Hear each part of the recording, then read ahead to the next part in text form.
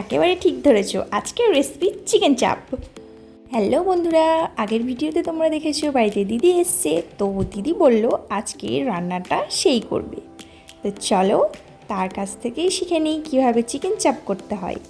এখানে 800 gram chicken নিয়েছি, পেঁয়াজ, কাঁচা লঙ্কা, শুকনো লঙ্কা, তেজপাতা, টমেটো, আদা, রসুন, কাজু, চারমগজ, কাশ্মীরি লঙ্কা গুঁড়ো, জিরে গুঁড়ো, লবণ ও গরম মশলা। প্রথমে আদাগুলোকে ছোট ছোট করে কেটে নিয়েছে। এবারে পেঁয়াজটাকে কেটে ফেলার পালা। পেঁয়াজটাকে কাটা হয়ে গেলে আমরা যে টমেটোটা নিয়েছিলাম সেটাকে কেটে ফেলব। সবগুলো কেটে নিয়ে এবারে দিদি রান্নার জন্য একেবারে তৈরি হয়ে গেছে। দেখতেই পাচ্ছ মুখে কেমন হাসি রান্না করার জন্য। তো চলো রান্নাটা দেখে ফেলি। প্রথমে এখানে অল্প একটু আদা রসুন একটু লবণ দিয়ে চিকেনটাকে ম্যারিনেট করে নিয়েছে। এখানে হাফ চামচ আদা রসুন বাটা দিয়েছিল আর পরিমাণ মতো লবণ দিয়েছিল। তোমরা তোমাদের চিকেন অনুযায়ী মশলাটাকে অ্যাড করবে। তারপর একটি পাত্রে একটু তেল দিয়ে সেই তেলের মধ্যে 4টে এলাচ, একটু দারচিনি ভেঙে দিয়েছে, তার মধ্যে 1 চামচ গোলমরিচ দিয়েছে, সেটাকে ভালো মতো নেড়ে নিয়েছে। এবারে এর মধ্যে 5টা কাঁচা লঙ্কা দিয়ে দিয়েছে। কাঁচা লঙ্কাটা এখানে ভেঙেই দিয়ে দিয়েছে, তোমরা চাইলে পেস্ট করেও নিতে পারো। তারপর এখানে 2টো পেঁয়াজ কুচি দিয়ে দিয়েছে। এবার এটাকে ভালো মতো ভেজে নিতে হবে। গ্যাসটাকে কিন্তু অল্প ফ্লেমে দিয়েই ভাজতে হবে, বেশি জোরে দিলে এটা পুড়েই যাবে। তারপর এখানে স্বাদ মতন লবণ ও কেটে রাখা আদা রসুনটাকে দিয়ে ভালো করে ভেজে নিতে হবে, নয়তো আদা রসুনের গন্ধটা থেকে যেতে পারে। এটাকে একটু ভাজা হয়ে গেলে তার মধ্যে কেটে রাখা টমেটোটা দিয়ে দিয়েছে। টমেটোটা দিয়ে একটু নেড়ে নিয়ে তার মধ্যে 1 চামচ লঙ্কা গুঁড়ো দিয়ে দিয়েছে। তোমরা তোমাদের স্বাদ মতো লঙ্কাটা দিয়ে দেবে। এখানে আমরা আমাদের স্বাদ অনুযায়ী লঙ্কাটাকে ব্যবহার করেছি। তারপরে এটাকে সিদ্ধ হওয়ার জন্য ঢাকা দিয়ে দিয়েছি। এবার এর মধ্যে কাজু বাদামগুলোকে দিয়ে দেব। কাজু বাদামগুলো দেওয়ার পর এটাকে ভালো করে নেড়ে নিতে হবে। আমাদের কিন্তু এইটা পেস্ট করতে হবে, আসল টেস্ট এই পেস্টটাতেই থাকবে। তো বন্ধুরা এটা কিন্তু ভালো করে খেয়াল করতে হবে। 2 মিনিট ঢাকা দেওয়ার পর এটাকে ভালো করে নেড়ে নিয়ে এটাকে আমরা একটু জল দিয়ে আরও 5 মিনিট কষিয়ে নেব।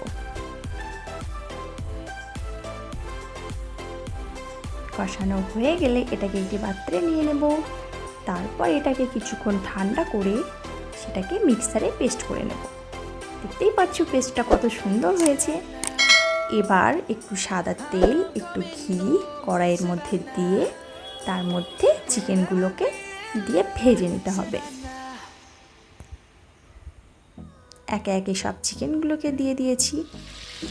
এটাকে হালকা হালকা ব্রাউন কালার করে ভেজে নিলেই যথেষ্ট।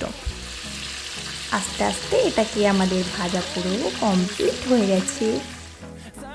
এরপর এটাকে আমরা একটি পাত্রে তুলে নেব। চিকেনটা এর মধ্যে কিন্তু হাফ সিদ্ধ হয়ে যাবে। এরপর আমরা চিকেনগুলোকে একটু প্লেটে তুলে নেব। আস্তে আস্তে সব চিকেনগুলোকে তুলে নিয়েছি। এবার আমাদের যেটা করতে হবে, চিকেন তুলে নেওয়ার পর যে তেলটা বেড়ে থাকবে তার মধ্যে 2টো তেজপাতা 2টো শুকনো লঙ্কা আমরা দিয়ে দিয়েছি। রান্নাটা কিন্তু খুবই সুন্দর হবে যেটা দেখে আমার মনে হচ্ছে। তারপর যে পেস্টটা বানিয়েছিলাম সেটা দিয়ে দিয়েছি। এবার এটাকে ভালো মতো নেড়ে কষিয়ে নিতে হবে। তারপর সামান্য একটু জল দিয়ে দিয়েছি, একেবারে জল না দিলে এটা একটু নিচে লেগে যেতে পারে। তারপর 2 চামচ চারমগজ বাটা দিয়ে দিয়েছি আর অল্প একটু জিরে গুঁড়ো। কিছুক্ষণ পর এটাকে তুললেই আমাদের গ্রেভিটা একেবারে রেডি। এই গ্রেভিটা কিন্তু খুব মনোযোগ দিয়ে করতে হবে, নয়তো চিকেনের টেস্ট একেবারেই আসবে না, কারণ এখানে সব কামাল পেস্টটাতেই। তারপর ভেজে রাখা চিকেনগুলোকে এর মধ্যে একে একে সবগুলো দিয়ে দিয়েছি। রান্নাটা কিন্তু বন্ধু আমার ননদিনই করছে। কথায় বলে না ননদিনী রায়বাঘিনী, রান্নাটা কিন্তু সেরকমই হতে চলেছে। এবারে এটাকে একটু ভালো করে নেড়ে গ্রেভির ভিতরে পুরোপুরি ডুবিয়ে দিতে হবে। তারপর এটাকে কিছুক্ষণের জন্য ঢাকা দিয়ে রাখতে হবে। 10 মিনিট ঢাকা দেওয়ার পর এটাতে 2 চামচ ঘি দিয়ে দিতে হবে। ঘিটার গন্ধতেই কিন্তু চিকেনটাকে আরও লোভনীয় করে দেবে, যেটার গন্ধ শুনে তোমার উপরে যে সব থেকে বেশি রেগে আছে সে তোমাকে সব থেকে বেশি প্রশংসা করে দেবে।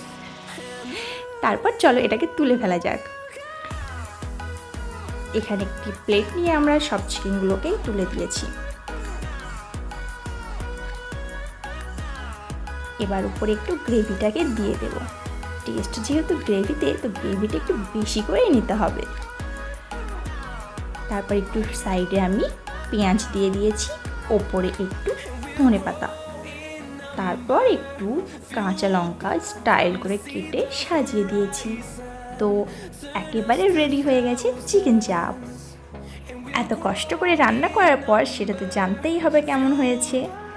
চলো দেখে নিই আমার হাজব্যান্ডের থেকে সে কী বলে। তার তো খুবই ভালো লেগেছে, তোমরাও ট্রাই করো, তোমাদেরও অবশ্যই ভালো লাগবে। আমার চ্যানেলটিকে একটি সাবস্ক্রাইব করে দিও।